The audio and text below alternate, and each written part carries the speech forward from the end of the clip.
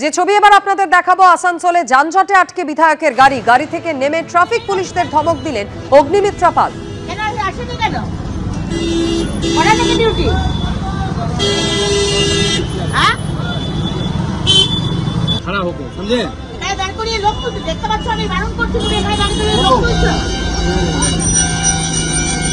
Hutton রোডের মোড়ে অটোওয়ালারা Hutton রোডের মুখে দাঁড়িয়ে প্যাসেঞ্জার তুলে অসুবিধা করবে না।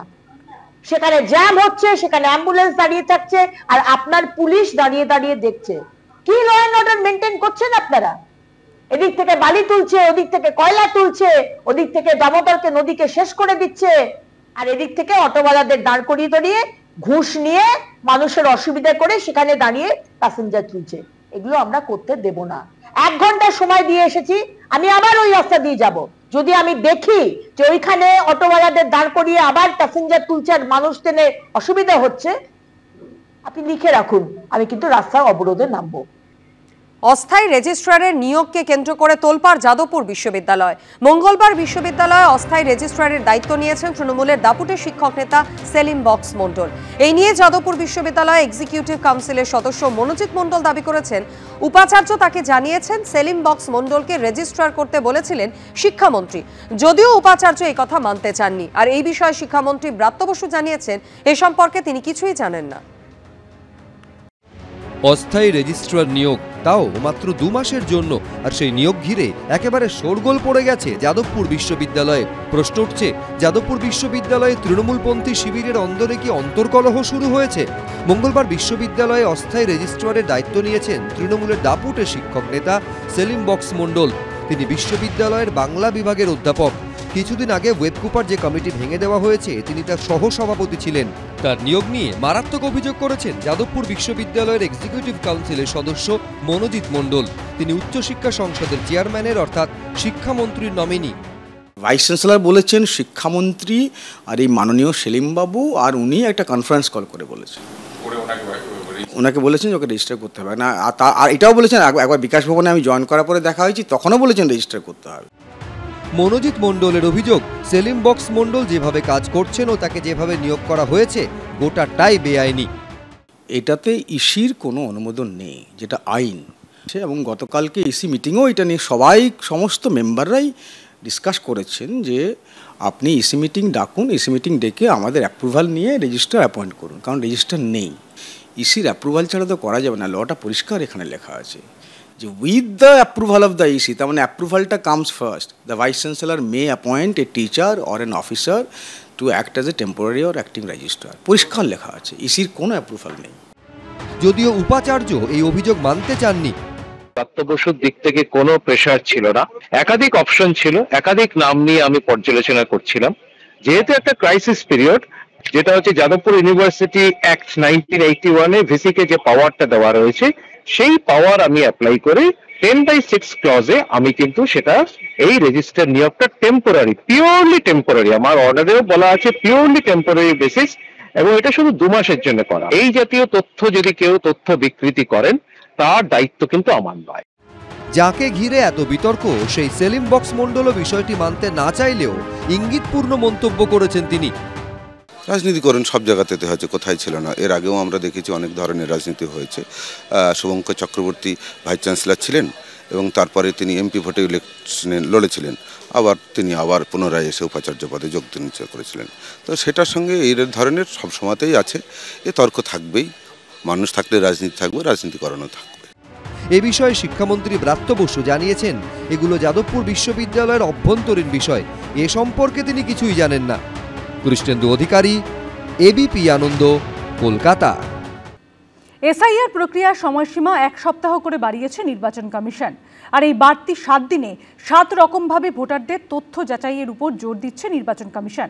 সিইও দফতরের নির্দেশিকায় বলা হয়েছে, আজ থেকে প্রত্যেক দিন যে ফর্ম সংগ্রহ করা হবে তা ওই দিনই আপলোড করতে হবে, কোনো ফর্ম রেখে দেওয়া যাবে না। ভূত ধরতে চলছে এসআইআর প্রক্রিয়া, কিন্তু তার মধ্যেও কি ভোটার তালিকায় ভূতদের বাঁচিয়ে রাখার মরিয়া চেষ্টা চলছে?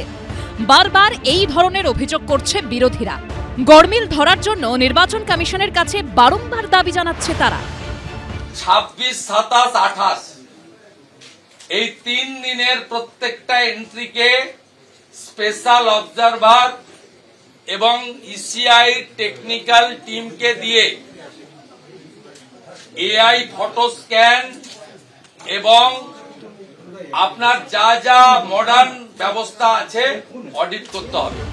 এই আবহেই এসআইআর প্রক্রিয়ার সময়সীমা বাড়িয়েছে নির্বাচন কমিশন।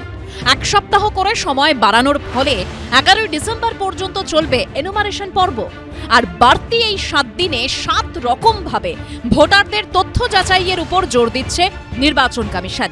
ডিইও বা জেলার নির্বাচনী আধিকারিকদের পাঠানো চিঠিতে সিইও দপ্তর থেকে নির্দেশ দেওয়া হয়েছে অবজারভার, ইআরও, এইআরও, বিএলও ও তাঁদের সুপারভাইজারদের ভোটার সম্পর্কে কোন কোন ক্ষেত্রে গুরুত্ব দিয়ে যাচাই করতে হবে।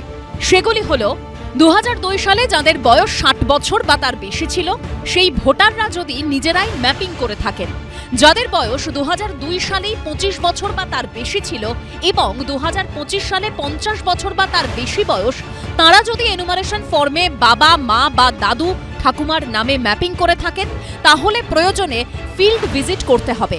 এছাড়া 2002 এর তালিকার সঙ্গে যদি 2025 এর তালিকায় আবেদনকারী অভিভাবকের নাম না মেলে সেক্ষেত্রেও তথ্য যাচাই করতে হবে। প্রয়োজনে ভোটারের বাড়িতে গিয়ে কিংবা ফোনে যোগাযোগ করতে হবে।